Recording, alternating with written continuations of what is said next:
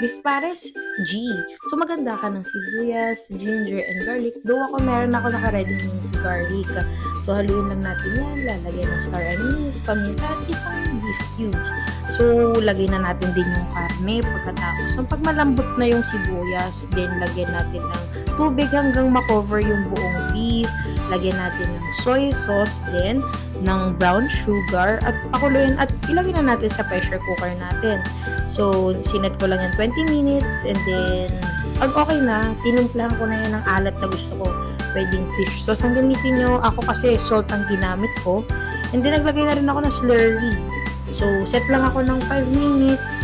Tapos, ayan na. Boom! Masarap na siya. At okay na. So, meron na kaming sariling chili garlic oil.